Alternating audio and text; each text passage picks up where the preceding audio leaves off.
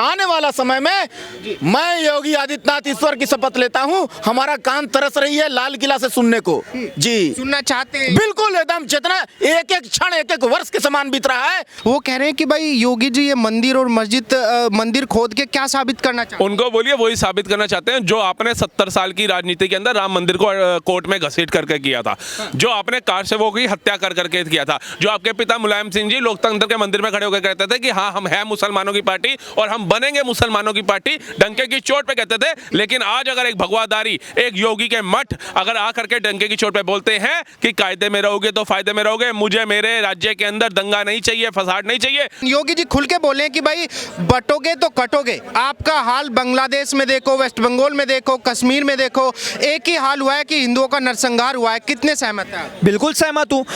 अब एग्जांपल कश्मीर से ले लो, कश्मीर में बट गए, कश्मीर भारत से कट गया, अलग संविधान लागू हो गया था। बांग्लादेश चला गया हमारे हाथ से, पाकिस्तान चला गया हमारे हाथ से, अफगानिस्तान चला गया हमारे हाथ से, हम बटे तभी तो अखंड भारत खंडित हो गया ना। तो योगी आदित्यनाथ ने, मैं तो साला सुना ही नहीं आज तक कि ऐसा बोला हो कि हिंदू मुसलमान अलग हो जाओ। अच्छा मुझे ये बताइए, जैसे विपक्षी नेता हैं कह रहे हैं कि भाई योगी आदित्यनाथ को इतिहास को कुरेद कर क्या मिलेगा, क्यों हर जगह मंदिर ढूंढ रहे हैं? अच्छा आप मुझे एक बात बताइए, हर बार अगर इतिहास को मान लो कुरेदा ही जाता है तो उसमें से मंदिर ही क्यों बाहर आता है? हर जगह पे आप चाहे भारत ही छोड़ दीजिए, सीरिया में खुद जाए, तुर्की में खुद जाए, पाकिस्तान में खुद जाए, हर जगह से शिवलिंग ही क्यों बाहर आता है? मैंने ऐसा एक भी जगह नहीं सुना कि जहाँ पे खुदाई हुई हो वहाँ से कोई क्रूस निकला हो या वहाँ से कोई मजार निकली हो। हर जगह से क्यों हमारा शिवलिंग ही बाहर आ जाता है? और 500 साल बाद क्यों राम भगवान ने सिर्फ योगी आदित्यनाथ को ही चुना आजाद होने के लिए? ये भी तो सोचिए ना, क्यों महादेव ने योगी आदित्यनाथ को ही चुना अपनी ज्ञानवापी को आजाद करने के लिए? हर जगह पे योगी आदित्यनाथ ही क्यों आ रहे हैं? क्योंकि भैया भगवान को पता है, पूरे भारत की जनता को पता है, पूरे 110 करोड़ हिंदू को पता है कि अगर हमारे हित के बारे में कोई सोच रहा है, अगर हमारे देश हित के बारे में कोई सोच रहा है तो वो सिर्फ और सिर्फ योगी आदित्यनाथ है। क्योंकि ये जो बोल रहा ना मंदिर मस्जिद, उसके अलावा यूपी $1 ट्रिलियन इकोनॉमी बनने की कगार पे है। इसके पहले योगी में क्या फेमस था? बाहुबली फेमस थे, मिर्जापुर जैसी वेब सीरीज फेमस थी, इलीगल कट्टों की मार्केट फेमस थी। आज डिफेंस कॉरिडोर यूपी में बन रहा है, इतना बड़ा भव्य मंदिर यूपी में बन गया, ताजमहल पीछे हो गया, अयोध्या आगे हो गया टूरिस्ट के मामले में। आज हमारे काशी में क्रूज चल रही है, तो ये सारी डेवलपमेंट तो योगी आदित्यनाथ ने करी है ना। तो भैया आप चाहे सिक्योरिटी ले लो, चाहे हमारी संस्कृति को आगे बढ़ाना ले लो, चाहे डेवलपमेंट ले लो, चाहे इंफ्रास्ट्रक्चर ले लो, हर चीज को अगर आप मिलाओगे तो वो एकमात्र शख्स काम कर रहा है, वो हो योगी आदित्यनाथ। और इसीलिए योगी आदित्यनाथ काम के दम पे, सुरक्षा के दम पे, डेवलपमेंट के दम पे, बेटियों को बचाने के दम पे चुनाव जीत रहे हैं। जिस तरीके से योगी जी ने खुल के बोला है, आपने देखा होगा हरियाणा चुनाव के दौरान, दिल्ली चुनाव के दौरान, महाराष्ट्र चुनाव के दौरान योगी जी खुल के बोले कि भाई बटोगे तो कटोगे। आपका हाल बांग्लादेश में देखो, वेस्ट बंगाल में देखो, कश्मीर में देखो, एक ही हाल हुआ है कि हिंदुओं का नरसंहार हुआ है। कितने सहमत हैं आप? बिल्कुल सहमत हूँ। अब एग्जांपल कश्मीर से ले लो, कश्मीर में बट गए, कश्मीर भारत से कट गया, अलग संविधान लागू हो गया था। बांग्लादेश चला गया हमारे हाथ से, पाकिस्तान चला गया हमारे हाथ से, अफगानिस्तान चला गया हमारे हाथ से, हम बटे तभी तो अखंड भारत खंडित हो गया ना। तो योगी आदित्यनाथ ने, मैं तो साला सुना ही नहीं आज तक कि ऐसा बोला हो कि हिंदू मुसलमान अलग हो जाओ।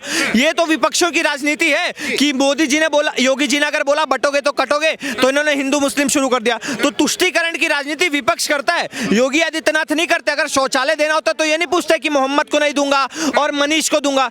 मोहम्मद को भी मिलता है, मनीष को भी मिलता है, राशन मोहम्मद को भी मिलता है, मनीष को भी मिलता है। ये सारा जो गेम रच रहे हैं ना, अगर जातिवाद में चाहे यादव दलित करना हो, चाहे यादव मुस्लिम करना हो, ये सारे विपक्ष वाले कर रहे हैं। हमारे योगी जी का और मोदी जी का डबल इंजन का एक ही काम है कि पूरे भारत की जनता को एकजुट करना, पूरे 140 करोड़ हिंदुस्तानी को हिंदुस्तानी बनाना और एक साथ मिलजुल के विकास की ओर चलना। जैसे विपक्ष के नेता कह रहे हैं कि हिंदू खतरे में नहीं है, योगी जी की कुर्सी खतरे में है। ये तो सपने में कहेंगे, ये तो 10 साल से कहते चले आए हैं। और मैं आपको गारंटी के साथ कहता हूं, ये 2047 तक सिर्फ खतरे में गाना ही गाएंगे और हमारे योगी जी 2047 तक शपथ ग्रहण पे शपथ ग्रहण का काम करते रहेंगे। क्या बात कर रहे हैं? बिल्कुल यही होना है। विश्वास है आपको? अरे विश्वास है, काम के दम पे विश्वास है, योगी जी के भगवा रंग पे विश्वास है, हमारा जो महाकुंभ में शपथ ग्रहण होना है उस पर विश्वास है, इनडायरेक्ट तरीके से मुझे भैया आंख बंद करके पूरा एनडीए पे विश्वास है। मठ का पुजारी तो जो बोलते हैं मठों में अच्छा लगता है, मंदिरों में अच्छा लगता है। गुरु ग्रंथ साहिब जी में दसम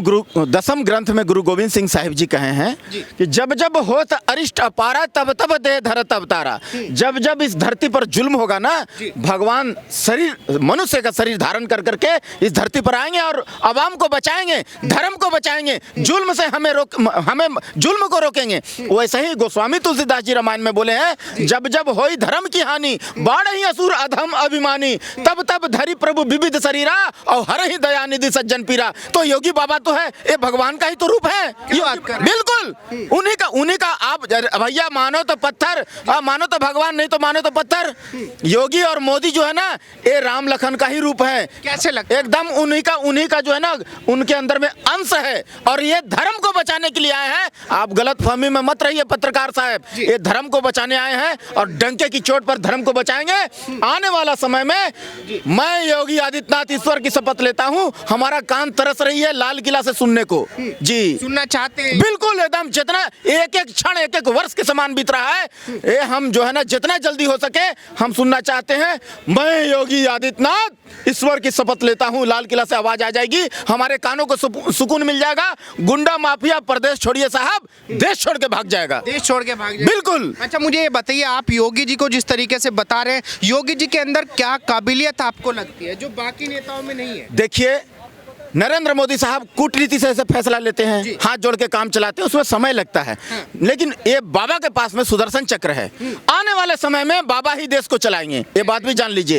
एकदम डंके की चोट पर बाबा चलाएंगे। उनके पास सुदर्शन चक्र है, वो सोचते नहीं है, छोड़ देते हैं सीधा। तो भैया सीधा कहते हैं कि भैया यहाँ लड़की छोड़ो, अगले चौक से तेरे को यमराज से दर्शन करा दिया जाएगा। और टोटी भैया तो बोलते हैं भैया कि रेप करो, बलात्कार करो, लड़का है, लड़कों से गलती हो जाती है, उनको बचाने के लिए खड़ा हो जाते हैं। और बिल्कुल इनका नेताओं लोग जो है ना, देखिए इनका नेता जैसी टोटी भैया का जैसी 37 सीट आया, मजबूत हुए, इनका नेता लोग ही बलात्कार करना शुरू कर दिए, दलित लड़की को पकड़ करके। तो ये जो है ना, इनका फर्क अपना असली रूप में आ गया भाई। तो ये योगी बाबा हैं, ये तो सीधा कहते हैं नो बेल नो जेल, सीधा पकड़ के नरक में ठेल देते हैं बाबा। और ये जो है ना, आने वाले समय में यह देश महाकाल का है, यह देश श्री कृष्ण भगवान का है, यह देश श्री राम प्रभु का है, यह देश महाराणा प्रताप, छत्रपति शिवाजी महाराज, संभाजी महाराज का है। ये आने वाला समय में यह देश जो है, यह देश गुरु गोविंद सिंह साहिब जी का है। यह आने वाला समय में यह देश जो है ना, अब श्रीमद् भागवत गीता के उसूलों से चलेगा, ये बात जान लीजिए। जो कह रहे हैं कि भाई देश के अंदर, योगी जी कह रहे हैं हिंदू खतरे में है, हिंदुओं को मारा जा रहा है, पीटा जा रहा है, लेकिन जो विपक्ष के नेता है वे कह रहे हैं सिर्फ वोट बैंक खतरे में है। देख मेरे भाई, ये टोटी भैया हो या कांग्रेस हो या झाड़ू छाप हो, इन लोग सारे के सारे 40 चोर एक मंच पर आ गए हैं देश को लूटने के लिए। जिस तरीके से संभल के अंदर लगातार पुलिस प्रशासन काम कर रहा है, जिस तरीके से अभी एक मंदिर मिला, लगभग 500 से ज़्यादा साल पुराना मंदिर बताया जा रहा है, जिस तरीके से जो मंदिरों के बनाने वाले हैं, जान पहचान वाले हैं, जिनको अच्छी नॉलेज है उस चीज़ की, वो कह रहे हैं कि लगभग 500 साल पुराना वो मंदिर निकला है, जिसको दीवार में के अंदर चिनवा दिया गया था, छिपा दिया गया था एक तरीके से। तो क्या लगता है राहुल भाई, कैसा काम कर रहे हैं योगी जी, सही कर रहे हैं? क्योंकि विपक्ष कह रहा है कि केवल मंदिर और मस्जिद ही रह गया है क्या देश के अंदर? नहीं तो उनको बोलिए, एक्सप्रेसवे कौन बनवा रहा है, ये वंदे भारत ट्रेनें कौन ला रहा है, 5वीं अर्थव्यवस्था कौन बना रहा है, कतर से 7 सैनिक कौन ला रहा है, उनसे पूछिए ये सारे काम कौन कर रहा है भारत के अंदर। ये आज जितनी भी योजनाएं हो, चाहे लाडली योजना हो, चाहे उज्ज्वला योजना हो, चाहे आयुष्मान योजना हो, चाहे नल से जल की योजना हो, चाहे जहां झुग्गी वहां पक्का मकान की योजना हो, चाहे कृषि कल्याण योजना हो, ये सारी योजनाएं कौन कर रहा है? ये मस्जिद और मंदिर बनाने वाले कर रहे हैं। इन जिन लोगों ने मंदिरों को तोड़ा था, अगर कोई जाकर के, एडवोकेट जैन है कोई, उन्होंने जाकर के याचिका दायर करी है, मोदी जी अमित शाह जी नहीं गए हैं कोर्ट के अंदर, ठीक है जी। और इनका बस एक ही मुद्दा है कि जनता ने इनको ठुकरा रखा है, और इनका मुद्दा क्या है, पूरे विपक्ष की गुमराह कर दो जनता को। कह रहे हैं कि योगी जी के इशारे पे हो रहा है सर। देखिए योगी जी के इशारे पे तो बहुत कुछ हो रहा है। हाँ। इतिहास में हमें तो याद भी दिलाया करेगा कि भैया जी चरखे से आजादी आई थी नहीं आई थी ये तो नहीं पता, लेकिन बुलडोजर से शांति जरूर आई थी। शांति आई, बिल्कुल, ये इतिहास में पढ़ाया जाएगा।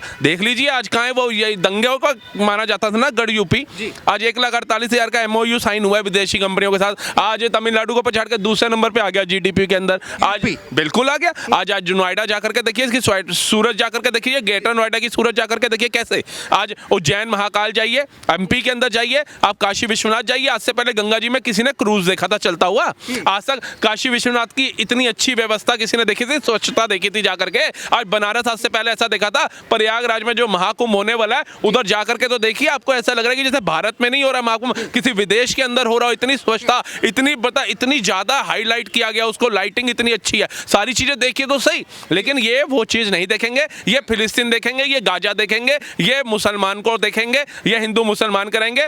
संभल हिंसा में प्रियंका गांधी जी झूठ बोल ही चुकी है कि भैया संडे कह रही है वो 2 बच्चे थे अपने पिता के साथ जा रहे थे, हिंसा भड़क गई, उनके पिताजी दर्जी थे, उनको मार डाला गया। अरे मैडम ये बताइए संडे को कौन से बच्चे स्कूल जाते हैं? जनता पूछ रही है आपसे। 24 तारीख जिस दिन हिंसा हुई, जिस दिन ये 5 लोगों की जाने गई, जिस दिन पुलिस पे पथराव हुआ, उस दिन रविवार का दिन था। रविवार को कौन से बच्चे स्कूल जाते हैं? लोकतंत्र के मंदिर में सबसे पहले दिन पहली स्पीच के ऊपर इन्होंने झूठ बोलने का काम किया। जो विपक्ष के नेता हैं, जैसे तमाम राहुल गांधी हो, कांग्रेस के और नेता हो या अखिलेश यादव हो, वो कह रहे हैं कि भाई योगी जी ये मंदिर और मस्जिद मंदिर खोद के क्या साबित करना चाहते हैं? उनको बोलिए वही साबित करना चाहते हैं जो आपने 70 साल की राजनीति के अंदर राम मंदिर को कोर्ट में घसीट करके किया था, जो आपने कार सेवकों की हत्या कर करके किया था, जो आपके पिता मुलायम सिंह जी लोकतंत्र के मंदिर में खड़े होकर कहते थे कि हाँ हम हैं मुसलमानों की पार्टी और हम बनेंगे मुसलमानों की पार्टी, डंके की चोट पे कहते थे। लेकिन आज अगर एक भगवादारी, एक योगी के मठ अगर आकर के डंके की चोट पे बोलते हैं कि कायदे में रहोगे तो फायदे में रहोगे, मुझे मेरे राज्य के अंदर दंगा नहीं चाहिए, फसाद नहीं चाहिए,